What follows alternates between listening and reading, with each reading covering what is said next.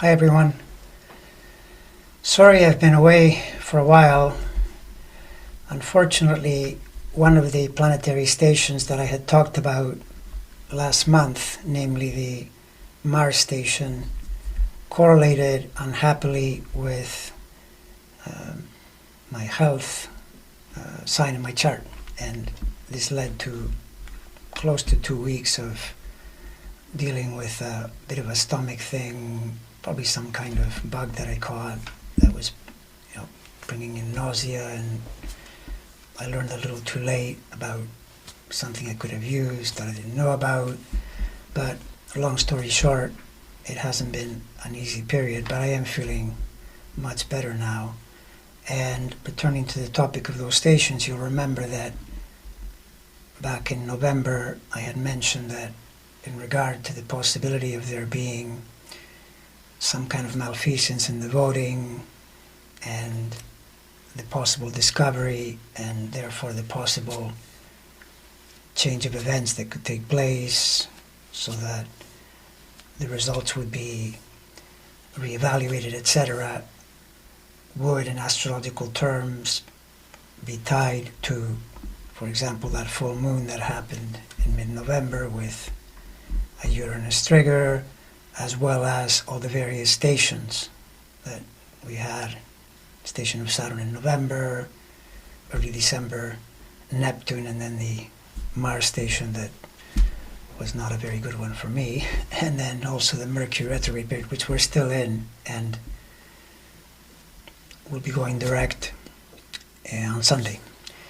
Now the thing is, though, that I have not seen much in the news, particularly from trusted sources. I haven't seen much to indicate any great possibility of some big upending, and there aren't too many more stations, unless you count perhaps the Mercury going direct on Sunday, though that's right on the edge of the point. I believe isn't it Monday when states are, the votes are certified, and then that's what leads to the January 6th meeting and then the inauguration January 20th. So the point I'm making is that it's probably wise to begin to assume that January 20th will have a GOP administration, most likely with Trump in charge, and we need to adapt to that. However, it's also true that in terms of the astrology, you can win something, be it a job or a you name it, some kind of fortunate happening. You can win, you can acquire, but it doesn't mean that it'll go well, particularly when you can correlate the win to something such as, in the case of the Orange Menace, the Jupiter cycle primarily, but surrounded by all kinds of planets that are in very challenging angles. Indeed, the man hasn't been happy during November and December. He sounds like a sore winner almost. And it's because there are planetary pressures. In fact, that Mars that I found quite difficult is a problem in his chart as well, because from Leo, what it does is it makes challenging angles to his Sun and Moon planets, which are of course very important, and so that's an irritating energy, and perhaps that's why he's proposing things that he's likely to get pushback on. But this goes into next year, and particularly by the time you get to post-inauguration, late January, and especially February and March into around the first week of April or so, the astrology is very, very challenging because of Saturn. Saturn is the planet that, if it locks into your core energies, it'll always give you a hard time. And you can almost anticipate what is likely to happen here, because we know that this guy may be a inexplicably charismatic messenger. He manages to convince people of things that are often completely untrue, literally like pigs fly, and they believe it. But then he has to implement. He has to actually bring things into action. And so you can remember the last administration in 2016 when immediately things began to get really dicey. And this is 90% plus where it's going to go in February and March because of the positioning of Saturn. But to that you have to add that given his age and his apparent physical condition, the Saturn going through there is an even bigger threat. It's not just that under Saturn anybody would have challenging conditions. I remember, for example, Barack Obama in I think it was 2013, I believe, when he launched the Affordable Care Act. He did it on an almost exact Saturn square, and the launch was really troubled. It was because of that. Well, this guy is getting that effect in spades. I mean, much bigger, because his sun and moon are separated enough that when the Saturn challenges, it's going to extend it into a 2-month plus period, about 9 weeks or so, 9-10 weeks of pressure. But a lot of it is probably going to be created by he himself, by his own actions. But then if we say, well, what about beyond that? Well, then he's going to have, depending on what happens, of course, because if you say a transit of a planet can really threaten your health, and this one does, well, then there's that, and we'll have to see where it goes. But assuming he continues, then there will be ups and downs. The panorama is not easy at all going into the rest of 25, 26. It's not an easy situation. And in regard to looking ahead, the bottom line on this is that unless you believe that there's simply no point in voting anymore, and I've heard some people say this, and they have said to me, well, you're naive. I mean, you just don't understand how this works. Now that this crew, this group of people is going to take over, they'll just, eliminate elections. This will turn into Russia or Venezuela as a result. I'm skeptical that that's going to be the case, and I hope whoever is watching this video agrees with me, because what is really important is the vote. Of course, you can add on to that. Someone reminded me, it's not the only thing. Yes, you can, if you have ways to educate people or to be politically active in any way, shape, or form on the local or national level, of course, do that, because that's going to help. But ultimately, it's the vote.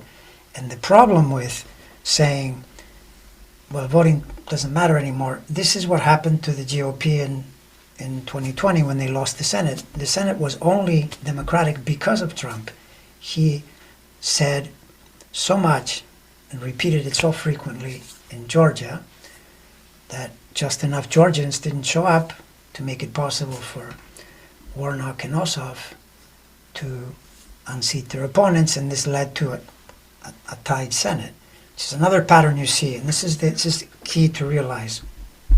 If you take a broader look, what's going on in this country, you can go back to the turn of the century when we had that contested election, and every election except the Obama election in '08 has been really close, reflecting the intense division in the country. So what is true is that it's lurching back and forth quite a bit.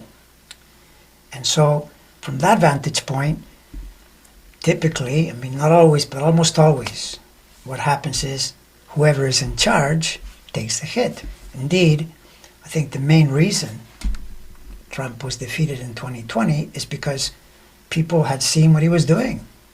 They were watching it on TV. There was, the information they were running into us. He's the president. He's the one to blame. Now it was Kamala and Joe's turn to take the hit. Even if it's unjust, it doesn't matter. It's the dissatisfaction of a very divided electorate where a small sliver can decide the election, and that small sliver is typically very prone to being manipulated by the messaging, which is what they were very good at doing. That part, there's no question. Nefarious messaging, they definitely did well. But the point is, it's one thing to message and then win as a result. It's quite another to then implement your plans successfully. And so if you can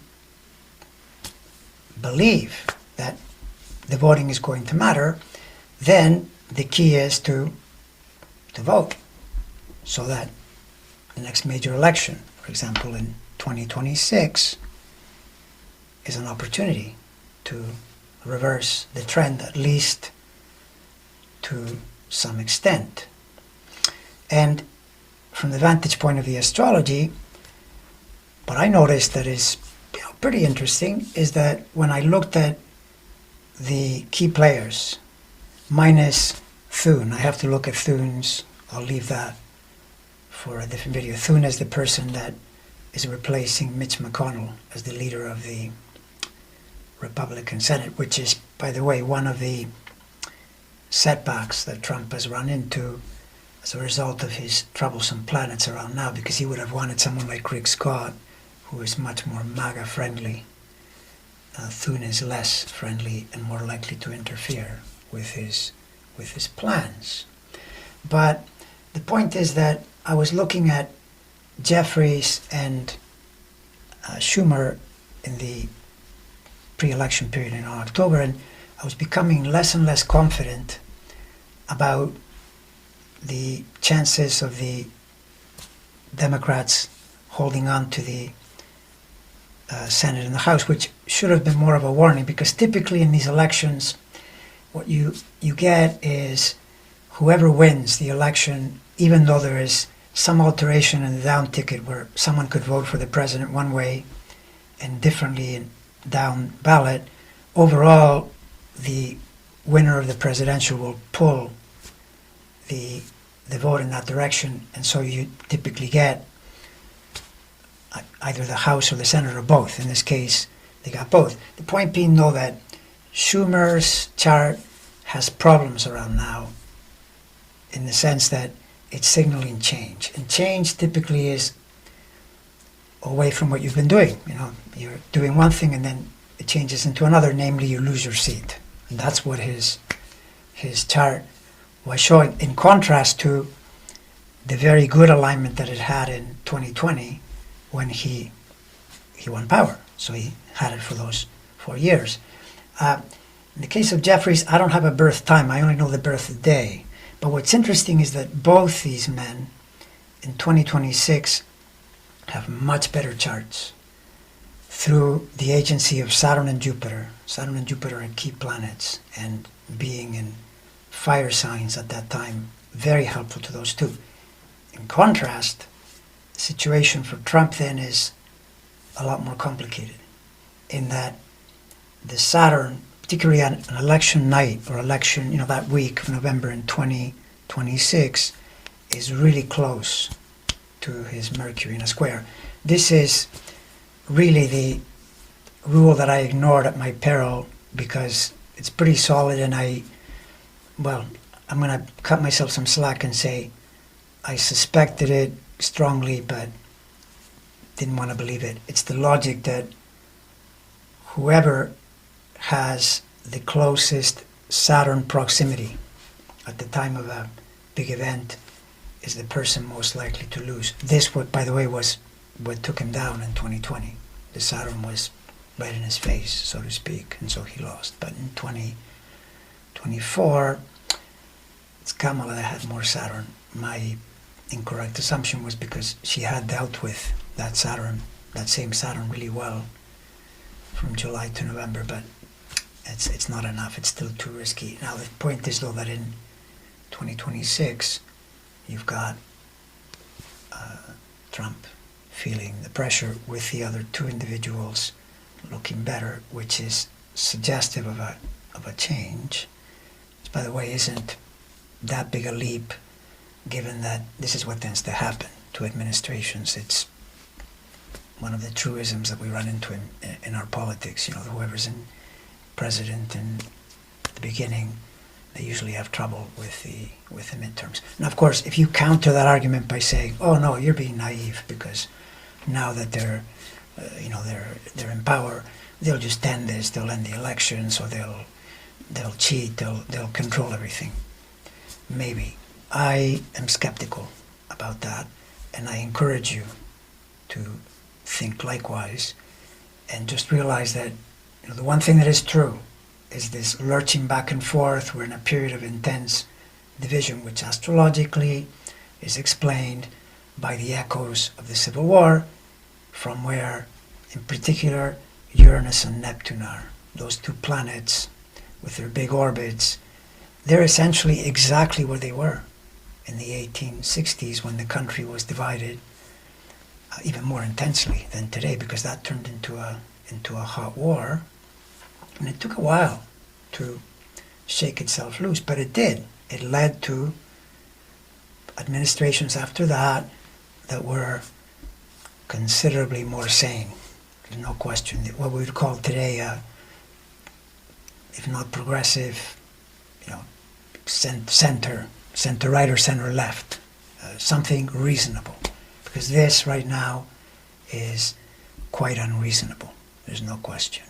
So there is the immediate, by immediate I mean a couple of years, but there are elections in between, and you will see the landscape long before we get to 2026. And then, if you look even further ahead, one way to reframe this in a positive way is to realize that, once again, when you're looking at planetary cycles, what you're looking at is periods of change or potential change, something going in a new direction. And what you see is that, in contrast to the Civil War, the way Uranus and Neptune travel, Uranus cycle is approximately half of Neptune's, but not quite. It's a little faster, because Neptune, I think, is 165 years and Uranus is 84 years, so it's a little faster. So what's happening now is that where before they were closer together during the Civil War, now the Uranus return comes after the point when Neptune is through its difficult degrees, or more difficult degrees, meaning, the point being, we reach the 2028 election, and that's the Uranus return, strongly suggesting a change pattern, a new direction. Well, now if you look at that and you think, well, new direction would typically be in the direction of who is currently not there. So from that vantage point, had the Democrats won now, they would be at risk in 2028 of having it flip. But so will the GOP be of having it flipped on them in 2028. And if you were trying to explain, well, why might that go toward Democrats? Simply because it's a new cycle, number one. But number two, it is true that the influence right now in 2024 has the definite connection to the Plutonian energy of the Pluto return in the U.S., because Pluto, the U.S. chart, is 27 degrees Capricorn. Strictly speaking, you might have thought that really was a little earlier in 2023, earlier in 24, even parts of 22, but that's if you don't apply the precession correction to the planet. And precession correction for an individual is about a degree when a person is age 72, but the country is 248 years old. Therefore, it's 3+ degrees. So Pluto into early Aquarius is returning essentially. And when you see masculinity running amok, the bros running amok, talking about fascism and domination and so on, this is Pluto. But Pluto will move on. We'll move forward from there. And in the meantime, Uranus and Neptune take different spots that are, as they move along, that are more powerful, more dominant. Remember that those planets are much, much bigger in the solar system. The solar system is essentially almost all composed of Sun. First of all, the Sun is overwhelmingly huge, but then Jupiter and Saturn are enormous. Next to that, Uranus and Neptune. Once you get to those 4 big planets plus the Sun, the rest is really tiny. It's flotsam. It's very, very tiny. So the core effect, the most powerful patterns come from those planets. They're the ones that you need, aligned in a certain way. So I definitely take some optimism from where Uranus will be in 2028, particularly as a marker of returning power to the people in some way. And I know that there will be many people, including astrologers, that will say you're being too optimistic, and perhaps I'll change my mind depending on what I'm seeing as time is passing over the next while. But I strongly suspect that this is the way it's going to go. And in the meantime, I would encourage everyone to remain as composed as possible. The thing about this guy, this menace, the worst thing is how much he upsets people. He himself is really thin-skinned, but he gets under people's skin through the way he is, even more than through the things he does. He's just such a degenerate, right? And he really upsets people. What I recommend is do everything in your power to stay composed. And this can often mean watch less news, because otherwise you'll upset yourself. Of course, you want to track what's going on so that you can protect your interests, which indeed, by the way, in terms of making good decisions. If a person thinks, well, what if they do this? What if they do that? What if my healthcare, my social security, my freedom, whatever, all of that hinges on you making a good decision to protect yourself. And good decisions come from your composure. It's really important. If you're rattled, if you're feeling really negative, you're more likely to make a mistake. This, by the way, is what's behind the famous, attraction principle. It's nothing other than the energy in your mind-body, the coherence of that energy, the harmony of that energy, and then the ability to attract good things into your life, which is the high end of Jupiter. Jupiter on the high end is always remain optimistic, always remain positive, and remain relaxed and focused. And that's the Saturn. Saturn is the narrowing principle. Jupiter is the expanding principle. Do these planets on the high end. If you do them on the low end, Saturn, for example, that's how you'll feel glass half empty, depressed, hemmed in, reduced, because it's a reducing principle. It's a contracting principle. But if you understand contraction as focus, which is what it is at the very high end, then you're fine. And what do you focus on? Jupiter. Stay positive, stay relaxed, stay composed. That's the logic right there. Then you'll make good decisions, and then you can stay prosperous and safe. All right, I'll stop there, but now that I'm feeling better, I intend to do more regular videos. But I want to end by thanking everyone who sent me encouraging messages when I wasn't feeling so well, and I'll wish you a really happy holiday season, even though I'm quite sure I'll probably do that 1 or 2 more times in upcoming videos.